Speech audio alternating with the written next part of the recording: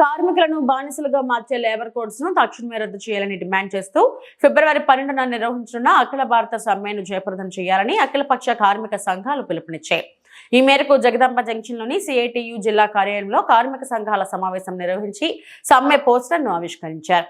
ఈ సమావేశంలో సిఐటియు జిల్లా ప్రధాన కార్యదర్శి ఆర్కేఎస్వి కుమార్, ఏఐటియుసి జిల్లా ప్రధాన కార్యదర్శి జిఎస్జే అచ్యుతరావు, ఐఎన్టీయూసీ జిల్లా ఉపాధ్యక్షులు నీరుకొండ రామచంద్రరావు, ఏపీఎఫ్టియు కార్యదర్శి కె దేవా, ఐఎఫ్టియు జిల్లా అధ్యక్షులు తిరుపతిరావు తదితరులు పాల్గొన్నారు.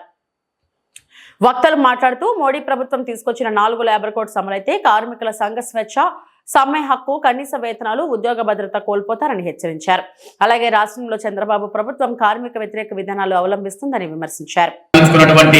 కార్మిక చట్టాలు ఏవైతే ఉన్నాయో బ్రిటిష్ కాలం నాటి చట్టాలను కూడా ఈ రోజున 29 చట్టాలని 4 లేబర్ కోడ్స్ గా మార్చి కార్మికులు ఏ హక్కులు లేకుండా పూర్వం బానిసలాగా చేసే విధంగా కార్మిక చట్టాలన్నింటినీ మార్పు చేసింది. యజమాని తాలూకా దయాదాక్షిణ్యాల మీద కార్మికులు ఆధారపడేటట్టు చేస్తుంది.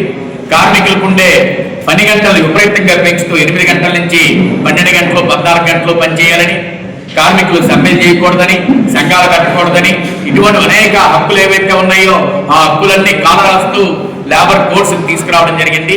కాబట్టి కార్మికులను బానిసలుగా చేసేటటువంటి ఈ లేబర్ కోడ్స్ తక్షణమే రద్దు చేయాలి అన్న ప్రధానమైన డిమాండ్ తోటి ఈ సమ్మె జరుగుతుంది. దీంతో పాటు ప్రభుత్వం ఏదైతే ప్రభుత్వ రంగ సంస్థలు ఉన్నాయో ఈ సంస్థలన్నింటినీ చౌకగా కార్పొరేట్ కంపెనీలకి కట్టబెట్టడమే ధ్యేయంగా పనిచేస్తుంది నరేంద్ర మోడీ ప్రభుత్వం. అలాగే రాష్ట్రంలో ఉండే కూటమి ప్రభుత్వం కూడా దానికి వంతపాడుతూ రాష్ట్రంలో ఉండే కార్మిక వర్గానికి ఏమాత్రం జీతభత్యాలు పెంచకుండా, ఉద్యోగ భద్రత లేకుండా చేస్తూ ఉన్నారు. విశాఖపట్నం స్టీల్ ప్లాంట్కి సొంతకాలు ఇమ్మని దీర్ఘకాలంగా పోరాడుతున్నా దానికి సొంతకాలు కేటాయించకుండా ప్రైవేట్ స్టీల్ ప్లాంట్కి సొంతకాలు కేటాయించడం కోసం నిర్ణయం చేస్తూ ఉన్నారు. మొత్తం ప్రభుత్వం ఎల్ఐసి, బ్యాంక్స్, ఇన్సూరెన్స్, పోస్టులు, టెలికామ్ ఇటువంటి వాటన్నింటినీ కూడా ఈ రోజున కార్పొరేట్ కంపెనీలకు కట్టబెట్టాలని చూస్తున్నారు. కాబట్టి ప్రైవేటీకరణ విధానాలను తక్షణమే విరమించుకోవాలి. అలాగే మన రాష్ట్రంలో గత 12 సంవత్సరాల పైబడి కనీస వేతనాల జీవోలను సవరించట్లేదు. ఎప్పుడో గత 2009, 2010లో ఉన్న జీతాలనే ఇంకా రాష్ట్ర ప్రభుత్వం కొనసాగిస్తుంది. 70 షెడ్యూల్డ్ పరిశ్రమలు ఉంటే వాళ్ళకి ఇంకా 11,000, 12,000 రూపాయలు మాత్రమే జీతభత్యాలు కొనసాగిస్తూ ఉన్నారు. కాబట్టి షెడ్యూల్డ్ పరిశ్రమలన్నింటిలోనూ కూడా కనీస వేతనం ఏ పని చేసినా కార్మికులకి 26,000 రూపాయలు తక్కువ లేకుండా చెల్లించాలని చెప్పి డిమాండ్ ఇందులో ముఖ్యంగా ఉంది. అదే సందర్భంలో స్కీమ్ వర్కర్స్ వివిధ ప్రభుత్వ స్కీమ్స్ లో పనిచేస్తున్నారు. ఆశా, అంగన్వాడీ, మధ్యాహ్నం భోజన పథకం, విఓఏ, ఆర్పి ఇటువంటి స్కీమ్ వర్కర్స్ ఎవరైతే ఉన్నారో ఈ స్కీమ్ వర్కర్స్ ప్రభుత్వ ఉద్యోగులకు గుర్తించాలి. వీళ్ళకేమో మీరు స్కీమ్ వర్కర్లని గౌరవ వేతనం అని వాళ్ళ చేత వెట్టి చాకరీ చేయించుకుంటున్నారు. మీకు ఏమి పిఎఫ్లు కానీ ఈఎస్ఐలు కానీ ఏ చట్టాలో వాళ్ళు వర్తించకుండా చేస్తున్నారు. కాబట్టి వాళ్ళ ప్రభుత్వ ఉద్యోగులకు గుర్తించాలని చెప్పేసి ఇంకో ముఖ్యమైన డిమాండ్ కింద ఉంది.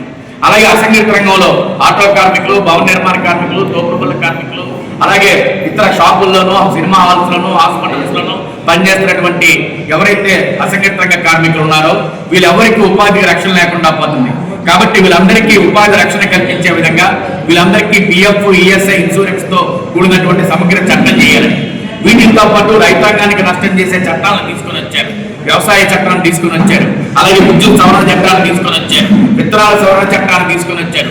గ్రామీణ ఉపాధి హామీ నాశనం చేసేటువంటి విధంగా పేరు మార్చి ఆ చట్టాన్ని రద్దు చేస్తే పరిస్థితి తీసుకొస్తున్నారు. కాబట్టి వీటన్నింటికీ వ్యతిరేకంగా కార్మికుల్ని, రైతాంగాన్ని, ప్రజల్ని ఐక్యం చేసి ఈ ఫిబ్రవరి 12వ తారీఖున జరిగే సమ్మెలో దేశవ్యాప్తంగా ఖబర్దార్ నరేంద్ర మోడీ, నువ్వు ప్రజా వ్యతిరేక విధానాలు మానుకోకపోతే నీకు భవిష్యత్తులో నీకు పునాదులు లేకుండా చేస్తామని హెచ్చరిక చేసే విధంగా ఈ సమ్మె జరగబోతుంది.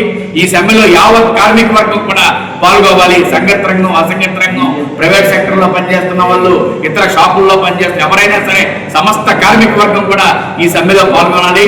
ఈ సమ్మెలో పాల్గొనడం ద్వారానే సమ్మె హక్కు మా జన్మ హక్కు అని కార్మికులు ఏదైతే అనుకున్నారో ఆ హక్కులను కాపాడుకున్నారో అవుతాం. ఈ సమ్మె జయప్రదం చేయడం ద్వారా ప్రభుత్వ విధానాలను వెనక్కి తిప్పికొట్టడం అవుతాం. కాబట్టి ఈ సమ్మెలో ప్రతి ఒక్క కార్మికుడు పాల్గొని దీన్ని జయప్రదం చేయాలని మీ ద్వారా విజ్ఞప్తి చేస్తున్నాం.